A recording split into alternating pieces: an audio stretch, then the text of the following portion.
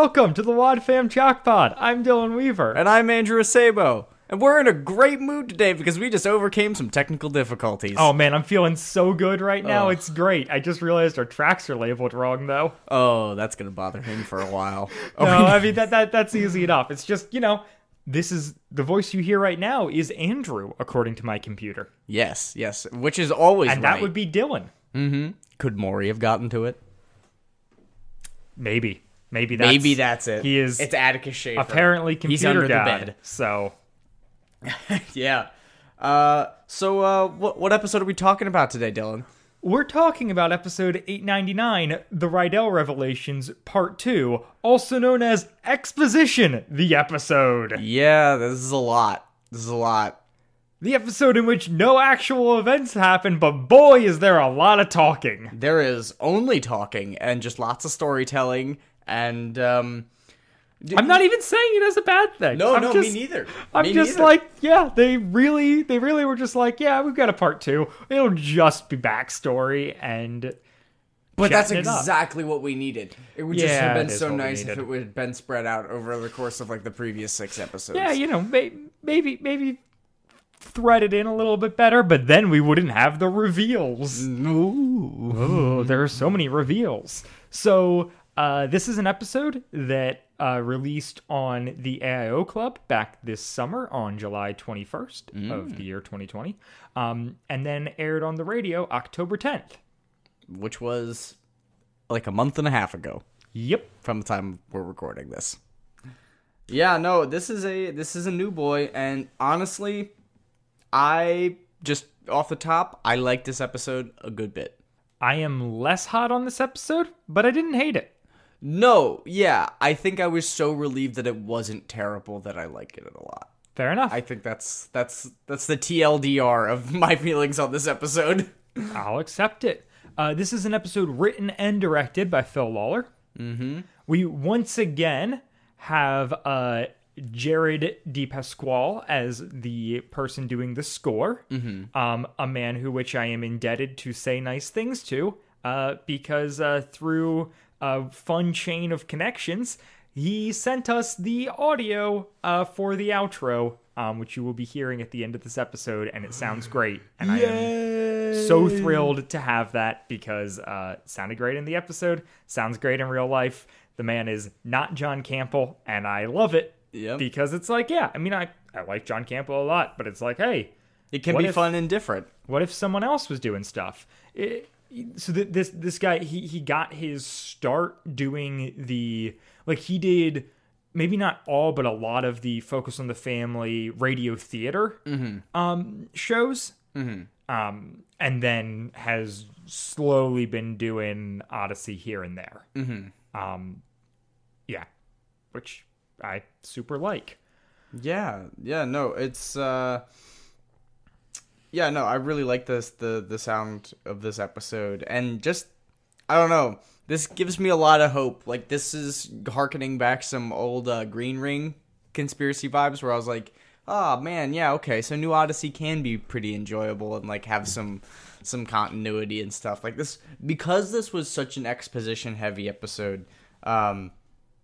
I really felt like it did not, it paced itself well and really just kind of fleshed out the picture better.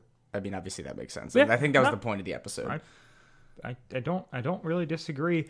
Other things we want to hit off the top. One, just a reminder to you listening at home that we are not covering the cast at this time.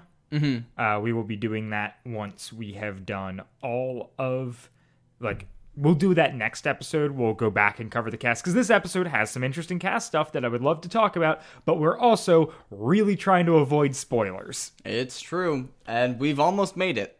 I've had so far none of it spoiled for me, and we are on the second to last episode. Yeah, it's true.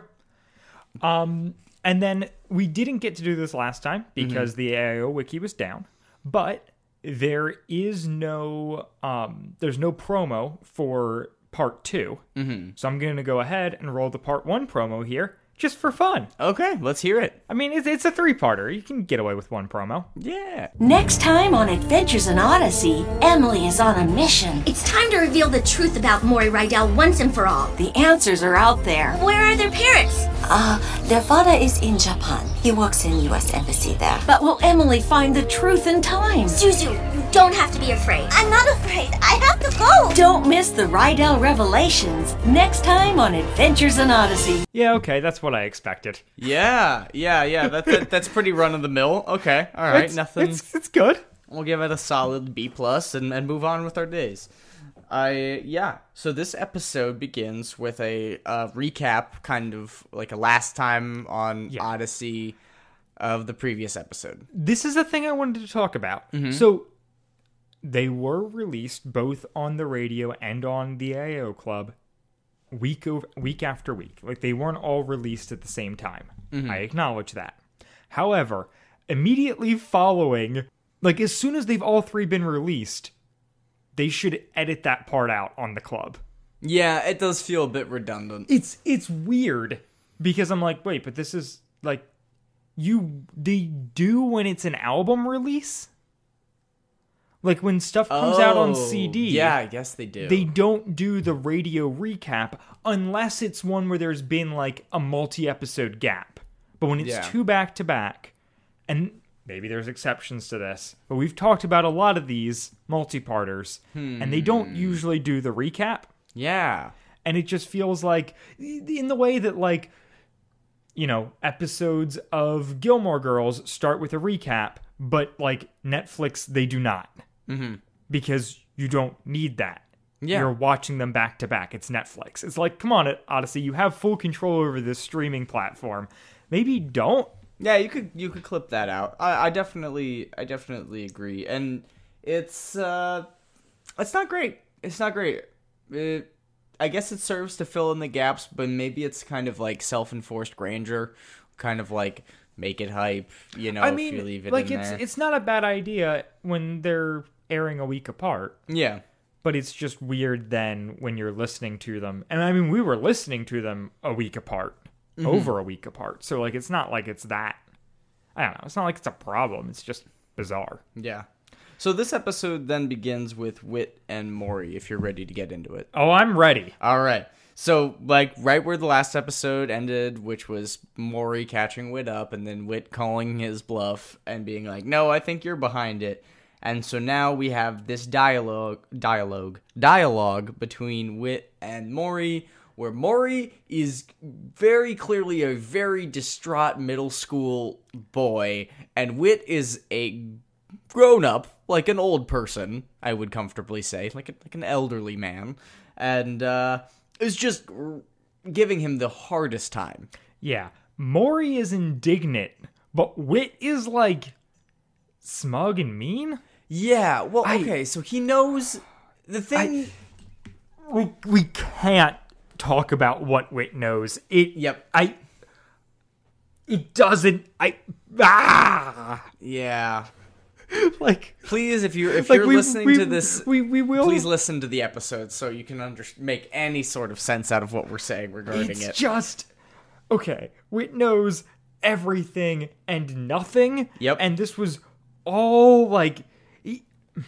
Maybe wisdom is just knowing everything and only knowing when to interact with stuff, and that's how Wit is God. Yeah, because never has Wit felt as much like God as this episode, in which he's like, no, you're wrong. And then Mori's like, look at all these reasons that I'm right. And Wit's like, no, you're wrong. And he's like, well, but the other thing is Wit just being like, yeah, I knew everything all along, but I wanted Emily to figure it out herself. It's bad. Yep. That part, not a fan.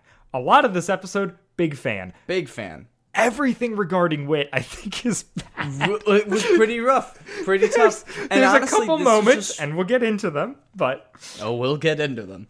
So, basically, like, Wit starts his attack with which something from Mori's journal regarding the stuff at the end. Right off the bat! Which was given to him by Mrs. Mado, which we find out later in the episode. It just makes me so mad immediately that Wit, like... is just infiltrating the privacy of this middle schooler. Yeah. That's pretty hypothetically disturbing. However, this middle schooler is like a criminal mastermind of some sorts. He is, but But yeah, that's not going to sit well in the stomach. It's so hard to know what to say when. Yep. As we cover this. Yeah, no, I'm definitely feeling that as well. Stuff that's revealed recolors not only this, but the whole saga, which is what the saga needed. It needed to be recontextualized. I realize that. It just makes it very hard to discuss. Would you just want to go through the plot and then discuss what we think about it? Yeah, maybe. Let's try and get to the big reveals, and then at that point, get into some of the nonsense that conjures up. Yeah, that sounds like a plan. So Whit then talks about the fact that he was casually walking around Connellsville and came across this theater, but the whole time he's doing it as have you ever heard of blah blah blah theater? It's Stratford Theater, because Stratford upon Avon is where Shakespeare's from, and ha ha ha, we do Shakespeare references. It's Odyssey. Yeah, it's true. Very into Shakespeare. It's so like obsessed. Shakespeare. The door. Oh boy.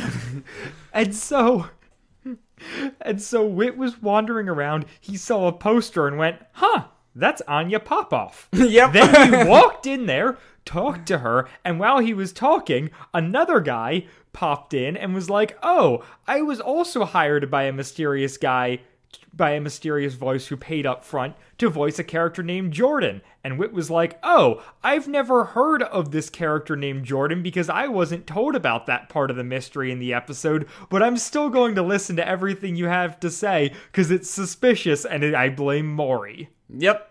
It's like, this random actor who's getting a sketch job that's paid in advance. It's all connected. Clearly has something to do with this middle school child. Like, the episode is very careful to not make it seem like Whit was discovering this new, but it also doesn't make sense. Yeah, not at all.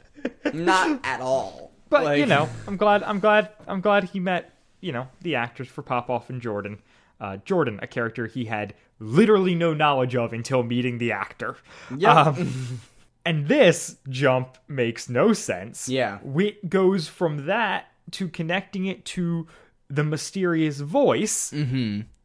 In the sacrificial escape episode. Because the person who called them to set this up was using some sort of voice distortion. Yep. And also Popoff was in that episode. Yep. So there's the connection, I guess. Yeah, so you got him to thinking, blah, blah, blah, stream of consciousness. Yeah, whatever. Whit is problem Whit's solving. free associating, Yeah, that's cool. We're good. Make it work. And he Some might then even say, get it.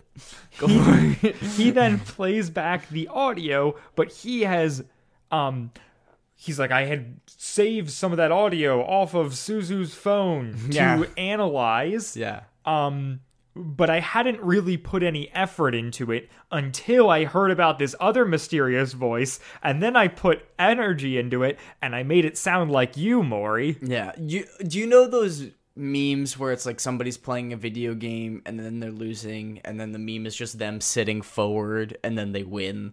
I don't know if you've ever seen those. So any sentence that starts with, have you ever seen those memes? The answer is probably no. I know, but it was worth bringing up because it is a gaming meme, and you are a notorious gamer. Oh yes, I love the video games. He plays Flip Flop Solitaire. Yep. Oh yeah.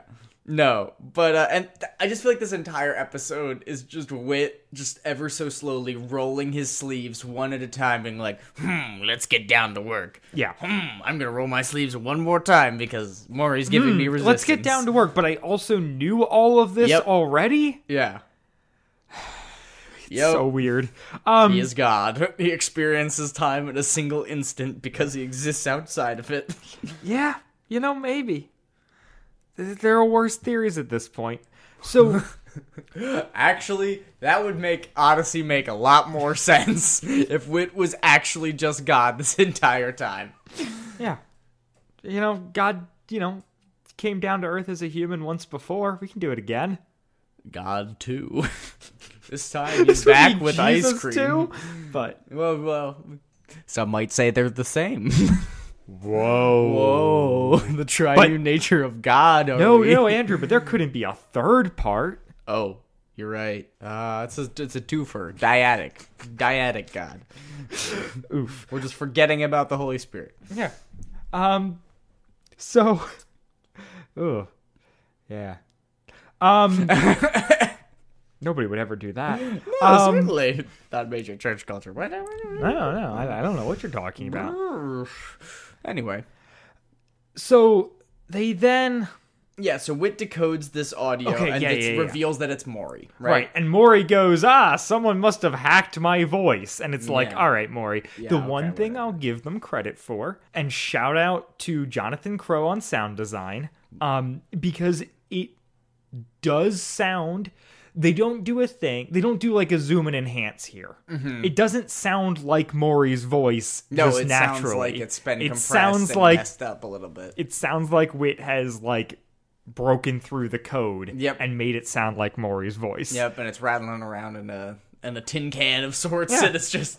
So, good job. It's there, but it's not great. However, Whit is like taunting Maury at this point. Exactly. Then prove it, is what he says. And Whit's just is bad. continually pressing him, and he finally breaks him and gets him to confess. Well, so right before he does that, I had the revelation that is obviously then confirmed by this episode, where I'm like, oh, we're doing a Chicken Little. This is a Boy Who Cried Wolf situation. Oh, yeah. In which Maury did in fact do all the other stuff, but he didn't do this thing. And so Whit's not gonna believe him. And that's basically what they do. Yeah, no, that is actually pretty accurate as to the way this episode plays out. Not quite, because it's gotta be more convoluted than that, because Whit knew everything, and also Maury is lying in his lie is a lie. Yeah. It's great. So then he then comes clean. Mm-hmm. Admits to everything except for part 1 of Rydell Revelations. Yep. He admits to everything. It connects the dots that we've already been connecting, and the characters have been connecting, which has been good. And, we get some more exposition through this, this conversation, obviously.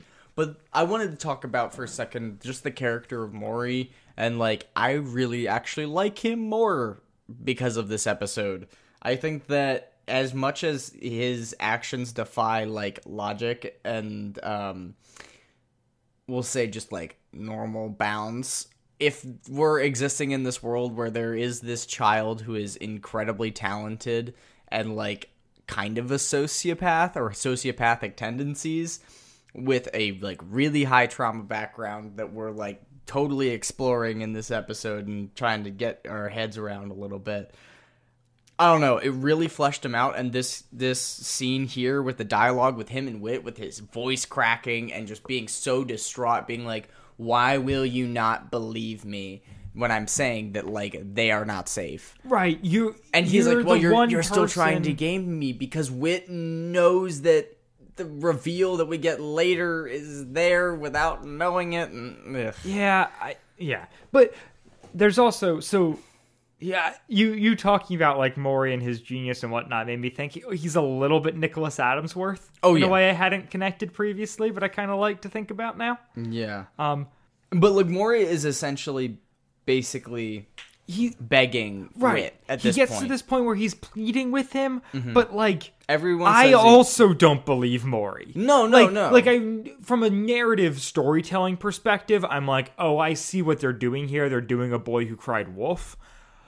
But at the same time, I'm like, you have done nothing to make me believe you. But his voice acting's pretty convincing. His voice acting's fairly convincing. I also, for unfortunate reasons of just the amount of time I've spent with Odyssey and whatnot, I expect Whit to be better than me.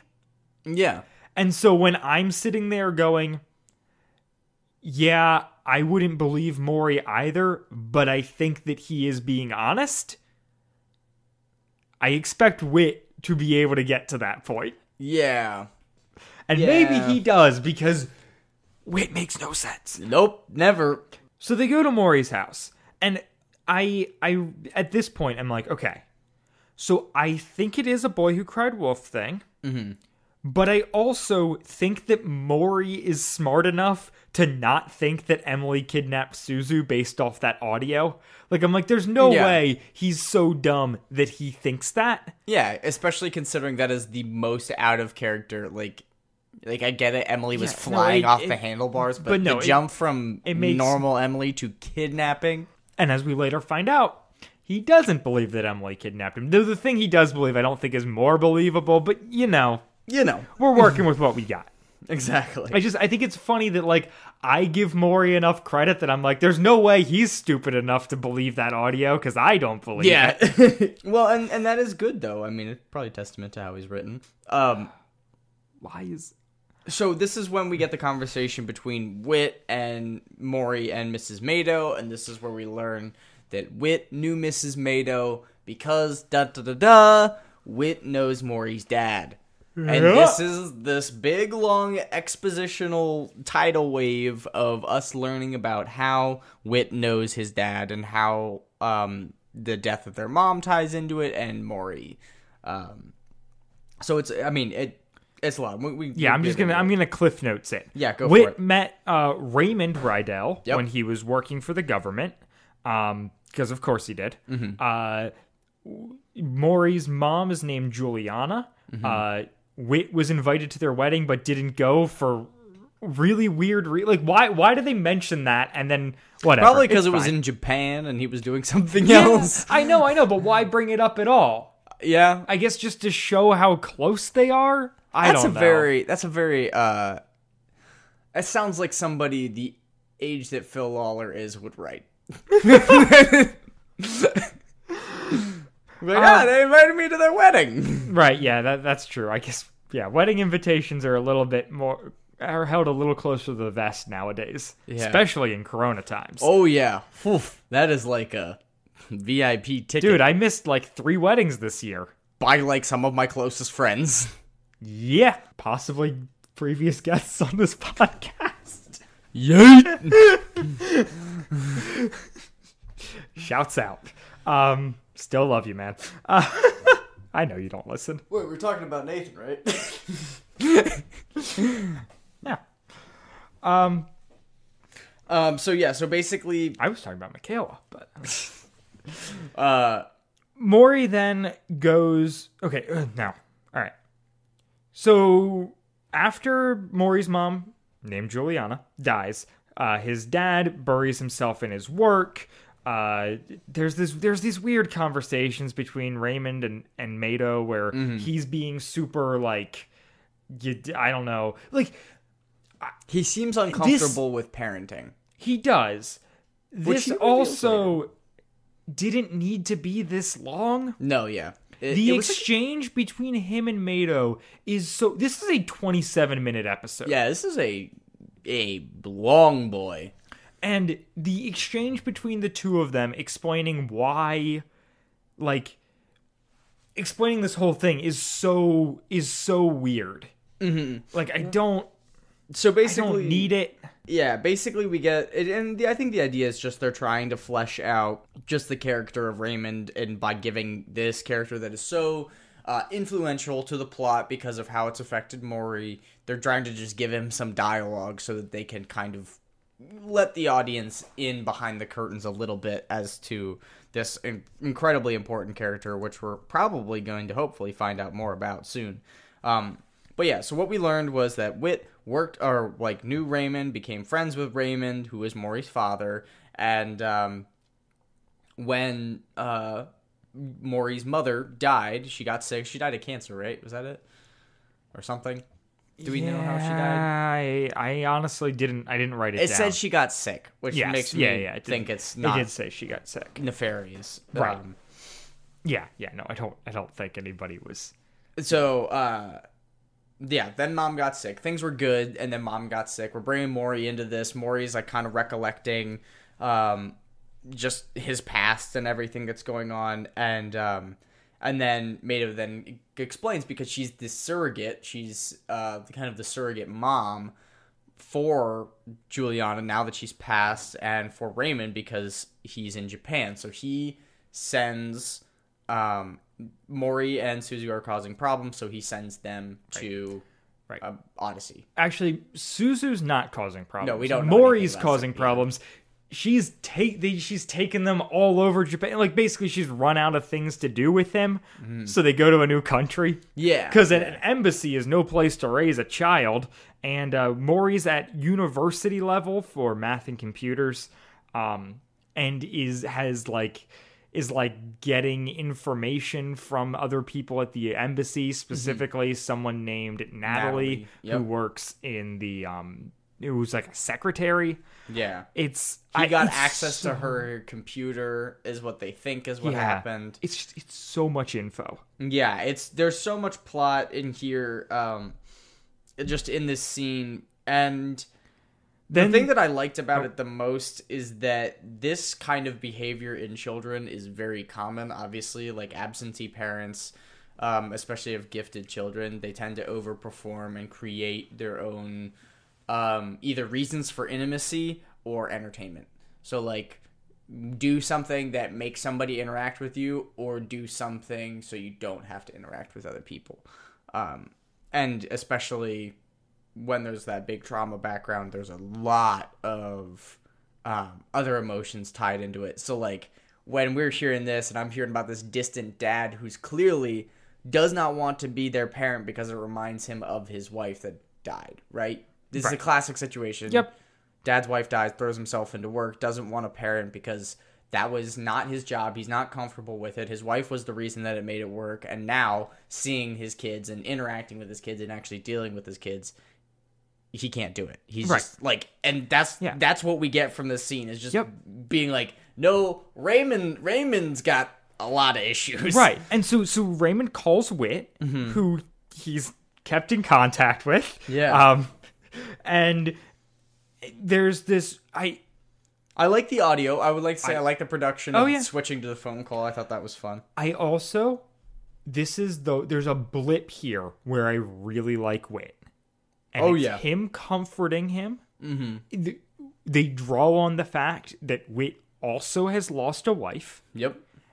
And he's so human. He's talking to him like a friend. It's really great.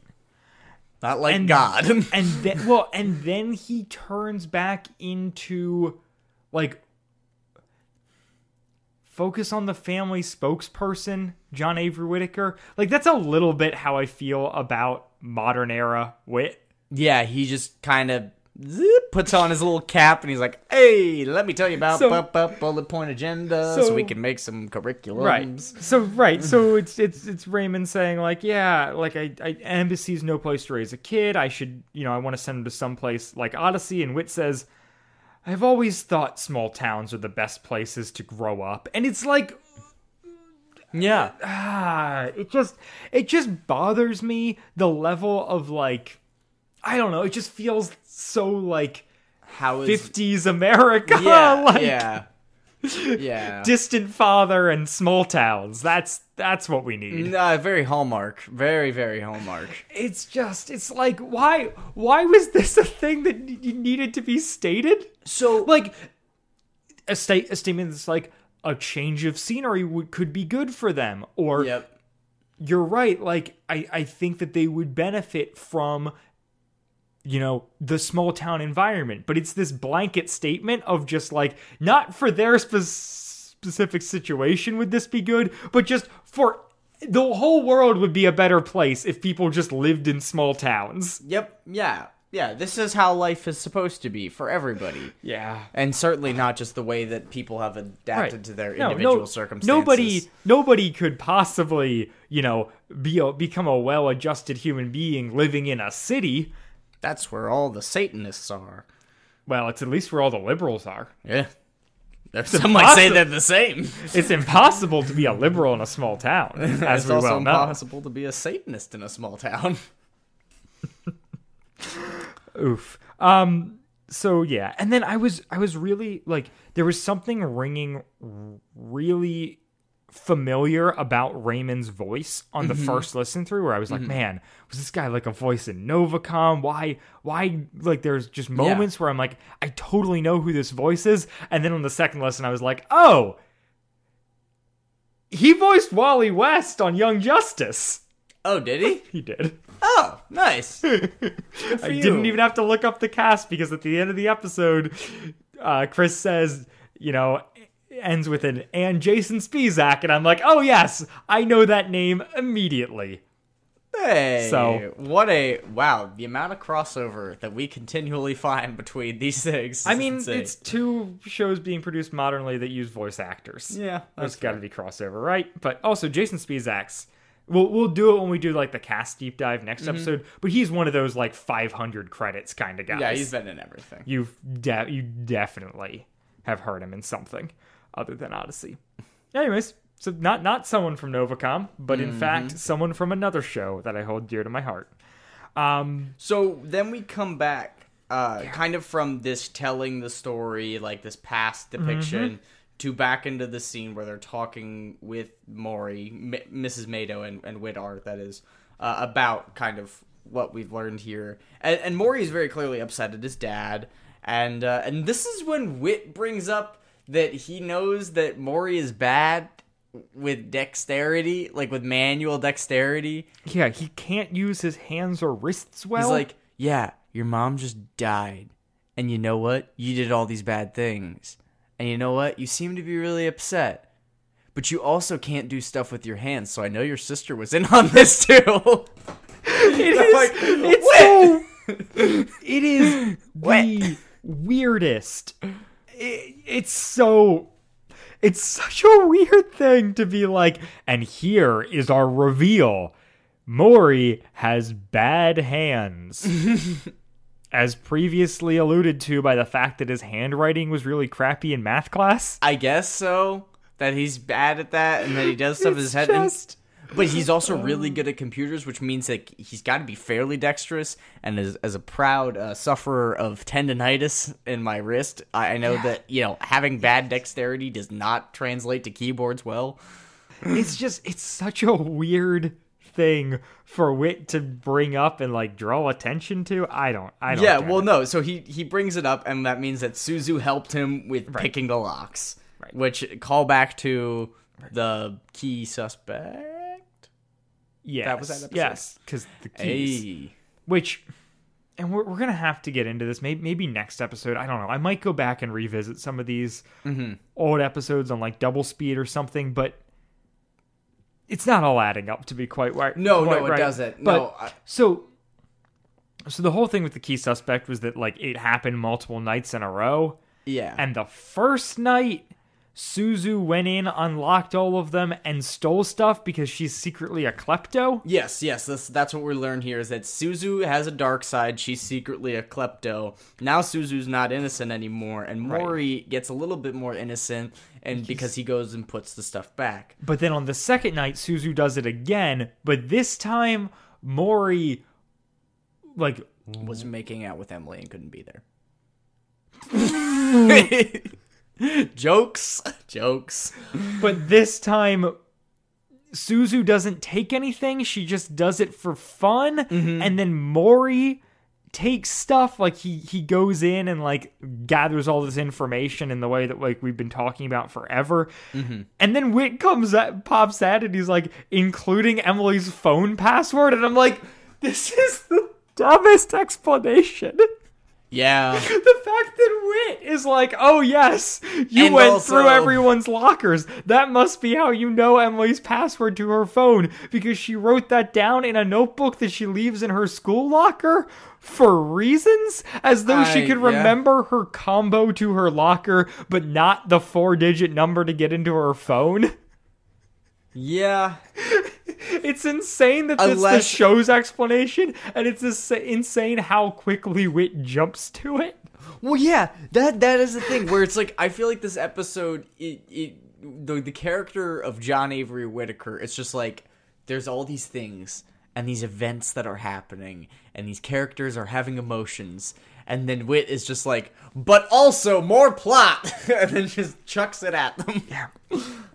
And so, yeah, that's a weird thing. And then we basically, this is kind of a similar situation as to back at Wit's End, where Maury ends up getting super worked up and then reveals this information that he is like, so Suzu's got the dark side. She's secretly a kleptomaniac. I never thought she'd take it this far. It was just games, talking about this is the stuff that we do. And then he says, I think Suzu kidnapped Emily. Yeah. And then Whit responds with, yeah, you're going to need to explain that one. And I'm like, Whit! Are you kidding me? You've got to be kidding me. Whit. I mean, it still doesn't make any sense. The audio is clearly somebody kidnapping the both of them, as is confirmed in this episode. Yeah, exactly. So there's this whole thing where Maury is talking about, like, having never known any Christians prior to coming to Odyssey, but when he was, like, going through all the stuff, he described Christians as uneducated, moralistic hypocrites, which I definitely know some Christians that could fall into those categories. Yeah. So, yeah, that makes sense. Kind of the Age of Empires rule of the unit only moves as fast as the slowest one. Which is definitely not just like a law of nature. Yeah. I like that Odyssey just let him say that without immediately firing back at it. Yeah, no. Like that was weirdly just kind of left out there. And I was like, all right, cool. Thanks. Yeah. So right. So this is where he's like, I decided to put them to the test, see if they practice what they actually believe. Suzu just liked making puzzles because it's like a fun game for her. And it's like, oh, so like everything that we were blaming on Maury was actually like Suzu and Maury are both bad. And he's not manipulating her. She's doing this because she's got a weird thing. Yeah. Which does kind of figure into the sacrificial escape thing where like she's doing it because she wants them to solve a puzzle, but Maury's taking it a step further with the like making it a death thing because he cares about the morals of it all. Yeah. So we have this dynamic, right? We have this Suzu Maury dynamic where Maury is concerned about trusting these people, right? He's coming into this new environment because his dad wants him to be there. He hates his dad. He's in this new environment. He probably is in love with Emily, but we don't know yet. And to be determined. To be determined. I was really kind of bummed that we didn't hear more about that this episode. But anyway, long story short, what I'm trying to say here is that it's very, very common for children with like previous traumas, and especially like foster kids, people that move a lot, to kind of play these sorts of games to test out their environment. So like what this episode felt like to me was something that is kind of normal and real, which is the way that like avoidant, insecure, attachment style children like relate to other people. Like if they don't trust them, they don't want to be vulnerable with them, they don't want to be honest with them, they don't make friends, they don't engage as much. And so it makes sense for Suzu to have some of this hesitance that we're seeing, right? So she likes it, and then Maury, being more scared than anything, most likely, or at least that's what I'm getting from it, unless it's all a front, which probably is, is like he wants to test their morals, see if this is actually for real. So, yeah, and then Suzu is touched by Matthew and Emily's relationship so much that like they keep taking this game another step too far, like kind of just that trope of like, oh, there's always that one guy who takes it too far, and right? Certainly not me, but that is kind of the entire plot or at least how I perceive it, Yeah. of this episode, where it's like, something went one step too far because these kids were really smart and they didn't know what they were doing. Yeah. And if that's how this works out, then I'm very happy. If it's anything else, I think I'm going to be endlessly frustrated. There are a couple things I want to jump in here with. One, we also get in this whole thing the explanation that Wit knew all of this all along, was keeping tabs on them. Mado was giving him Maury's journals so that he could read them. Because here's the thing. Raymond tells Wit to, asks Wit to look after them. But Wit's nobody supposed to develop seems... relationships, though. He is, which he doesn't. But it also doesn't seem like they're super concerned about, Maury being evil. They're just concerned about him, not having stuff to do and getting into mischief. Yeah. So it's a weird thing for Wit to be, going through his personal items and, getting reports back from Mado, who's spying on him. And when Maury accuses him of this, Wit says, Wit says something along the lines of, well, we were concerned about you. And I was like, but why? Yeah, and you know what doesn't do well when it comes to earning trust with children? Not trusting them. Yeah. Yeah. And it's so this is the thing where it's what does Wit know? Who knows? He makes it sound as though he's known everything forever. Well, we sure he hasn't? But then, yeah, we'll get into Maury's argument that I can kind of sort of get into, kind of sort of get behind. But yeah, so basically then they're in... Okay, sorry. I gotta say one other thing. Go for it. Which is this is, as far as the most satisfying way something could stuff could be revealed and stuff could come to light and it could all connect to which would be so that's one end of the spectrum, and the other end is this absolutely sucks, none of this makes sense, this definitely lands in the middle. So for me, the ideal reveal is we find out that they had been plotting that from the beginning of the saga, all this stuff had been laid in to get to this point. And the least appealing is we didn't have a plan, we just made something work and nothing actually makes sense. And this strikes the middle ground of they clearly did not have a plan from the beginning.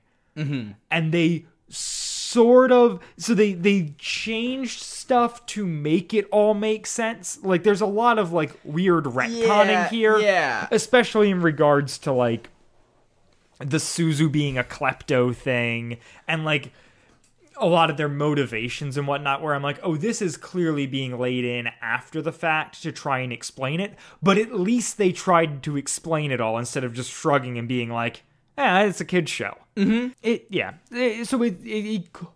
in my dreams it's better, but it's not a horrible doing of it. And if we're being fully honest, we've talked about similar problems in other Odyssey sagas. Oh yeah, for sure. Well, and here it is. The point that I was gonna make and then I forgot was just the idea that I think that what we recognized is them kind of figuring it out as they were going on. We're seeing that in the writing as far as, okay, they figured out a way to make it make sense, kind of, and this is their, they're doing the best with what they got, but what they got is a bunch of mediocre pieces, so you can only make a mediocre puzzle out of that. Yeah. So then in the middle of a conversation, they find a notebook. Mado's oh, that's under the bed there. That's the notebook. And of course, there's a really important note in there that's in Japanese that Maury, of course, doesn't know how to read. Right. So apparently, he actually doesn't. So also, my whole notebook theory was completely wrong, and that's going to sound great to everyone who knew that when they were listening. And I came out so confident and stupidly arrogant and being oh man, I was listening back in the recording. I was dude, I nailed this. Yeah. Oh yeah. We got this.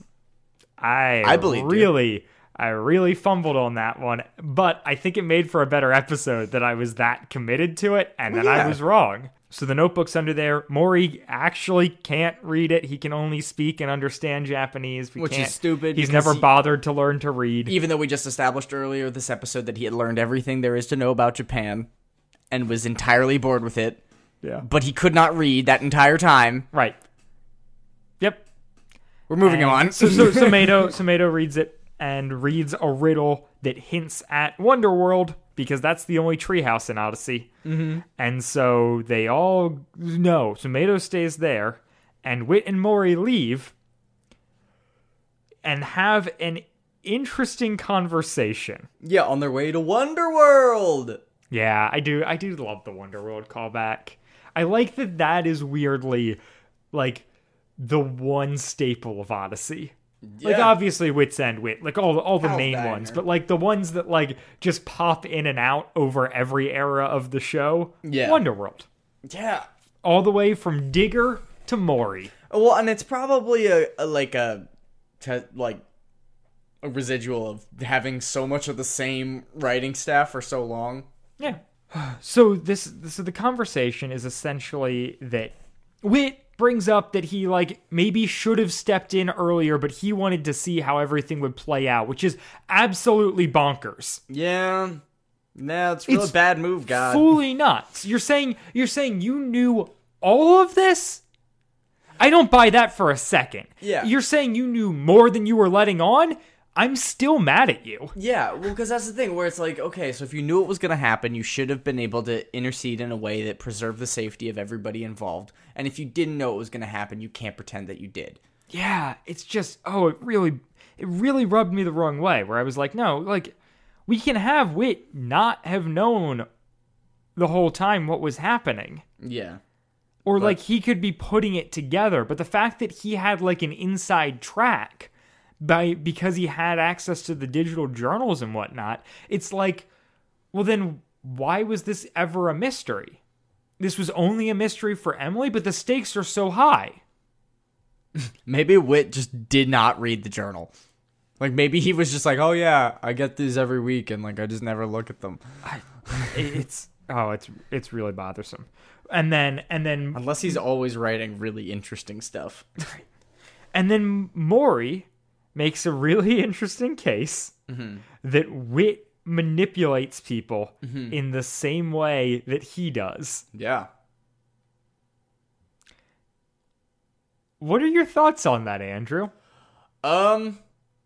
It's,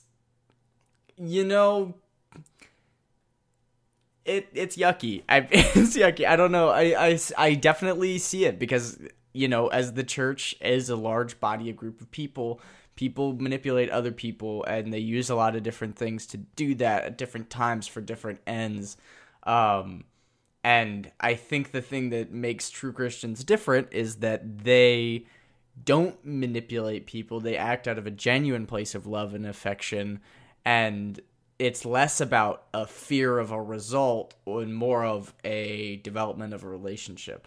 Yes. So, like, you get this idea that, Christians use manufactured fear or falsely interpreted fear or falsely interpreted judgment, at least in my opinion, to fuel a lot of what could be considered anti-biblical or, we'll just say theology that doesn't directly align with the representation of God that we see in Christ Jesus.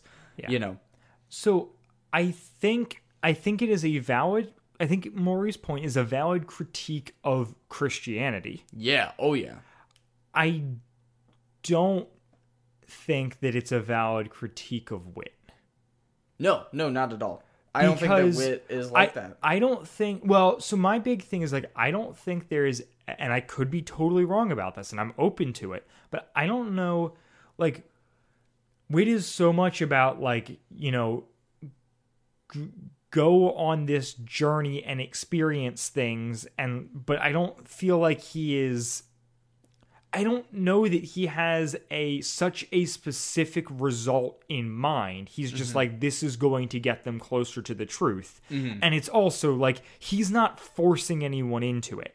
Like, it is always their choice to go into the imagination station.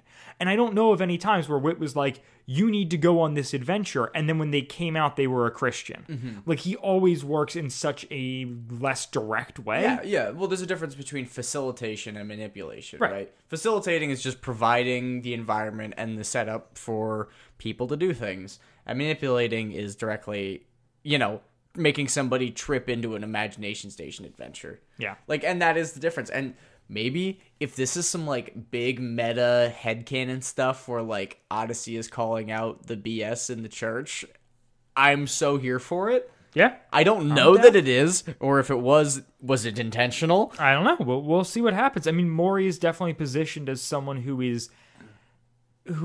has strong feelings against a portion of the church, but it doesn't.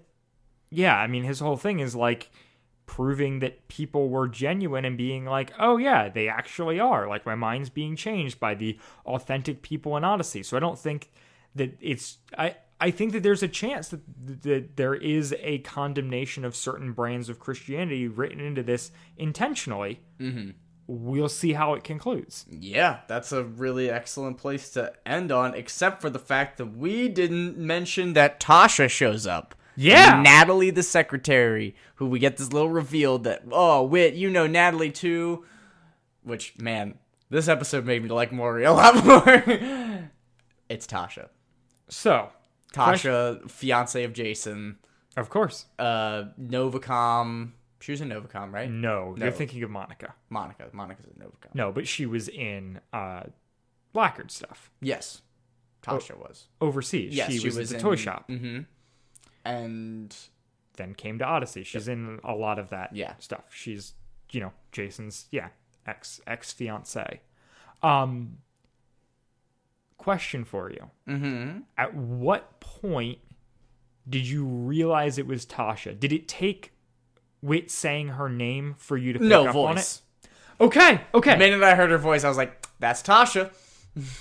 I am so glad to hear that, because I, unfortunately, had this thing spoiled for me. I knew Tasha was going to be in the Rydell Saga before we started this. I think I did too, which made it her showing up being like, oh yeah, that's Tasha. Because I think I knew that Tasha came back at some point in Odyssey. But I was very much, like, it was so immediate. Mm-hmm. And I'm pretty sure I'm right. Once again, we'll talk about this next episode. Mm-hmm. I am almost positive that this is a different voice actress, which is amazing. That it is a different voice actress, and we immediately made that connection. Yeah, how? I mean, just doing good voice work. Just great at her job. If I remember my previous research correctly, and you don't need to tweet at us about this, like we said, we'll talk about cast next episode. If I remember previous research correctly, the actress who played Tasha passed away. Mm-hmm. So this would be a new Tasha actress. Could be wrong. We'll talk about it next episode. But regardless, I was just like, oh, it's Tasha. But I also had it spoiled that it was going to be Tasha. So it's okay. It's still Tasha. Make me very happy. Yeah. And that's where the episode ends, Dylan. That is where the episode ends. So it's Natalie from the embassy, a.k.a. Tasha. Yeah. And tying it back, so Tasha was the one where he stole his computer, got access to the computer, but Tasha's a spy, so maybe a spy, I don't know. Let's do it. Let's get into it. Predictions for part 3. Okay. So there's two options here.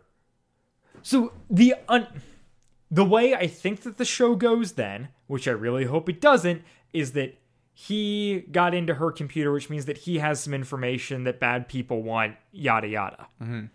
However, that would imply that, like, Tasha didn't know that a child had it hacked into her computer. Yeah. So I really hope that's not the play here. Either that or Maury is an even bigger baller than we understood. But I get to loop back on my previous theory of a third party kidnaps Suzu and Emily. Mm-hmm. Which I think I said at one point last episode. And I can now double down on, like, obviously that's what's going on here. There's some greater espionage. It does feel like we've gotten the conclusion to the Mori stuff? That's my question. There's no more reveals with Mori and Suzu. Yeah. The reveals are now all going to be this external mystery that was foisted on us for the last episode. Yeah, from this three-parter. Everything prior to Rydell Revelations has been wrapped up and explained. The only thing that hasn't is Rydell Revelations Part 1. Yeah, exactly. And Which I think... So that's what we're going to get an explanation of. And it's episode 900. It's episode 900. Yeah. In Rydell Revelations Part I don't know. 3. Any completely buck wild guesses you want to throw out or accusations you want to make?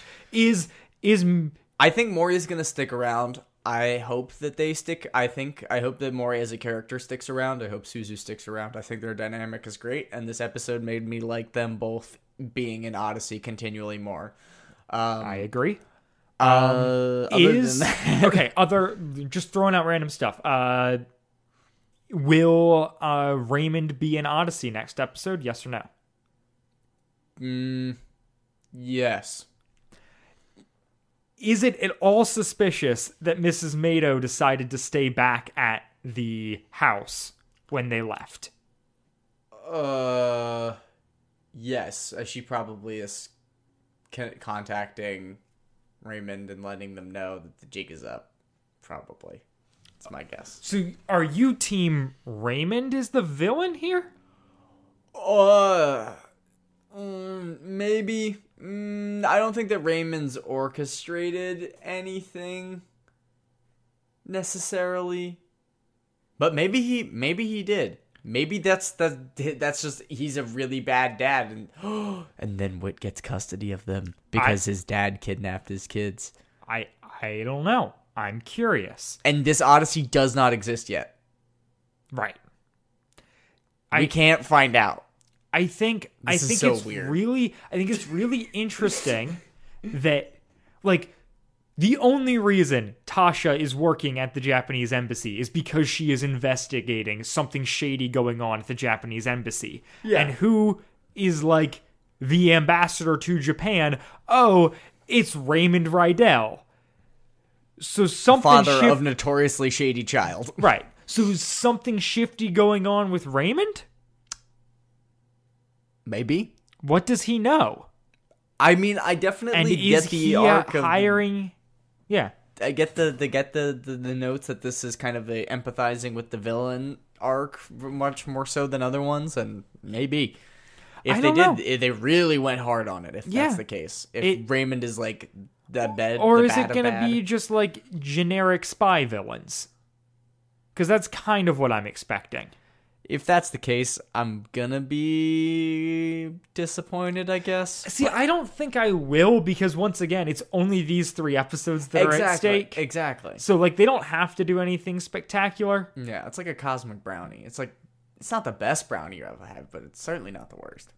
You can't really complain that much. I think they might be the worst brownies. I do not like cosmic brownies. Really? I don't like my brownies to be fudgy. That's fair. I like a dry brownie with some milk. Ah, okay. So that's how I am about cake. Interesting. See, I'm a little bit more moist with the cake. So we have inverse. Interesting. Yeah. Good to know. All right. For when I make you cake. Ooh. Anything else you want to hit on, Andrew? No, nothing here. We are plumb out of notes and things to be hit upon. I'm ready for part 3. Yeah. I'm ready for the end of this. I'm ready to get into the cast. I'm ready to go back to the wiki and not fear as much anymore. And I'm ready to cover a different saga. Yeah. It's weird. Odyssey's gonna sound very different very soon. Yeah. For us. So that's gonna be interesting. But you guys will be along for the ride, and thank you for 43. Stick it. Well, every time. Thanks for sticking around as long as you did. Yeah. Thanks for listening. Continue to rate and review. Reach out to us on all the social medias, and buy the merch. We like you all. Salami. And we'll be back next week for episode 900, the Rydell Revelations, part 3. Bye, guys. Goodbye.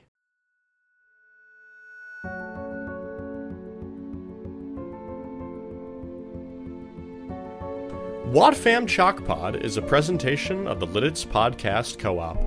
This show is a fan podcast and has no official affiliation with Adventures in Odyssey or Focus on the Family. As such, the copyright is ours under Creative Commons.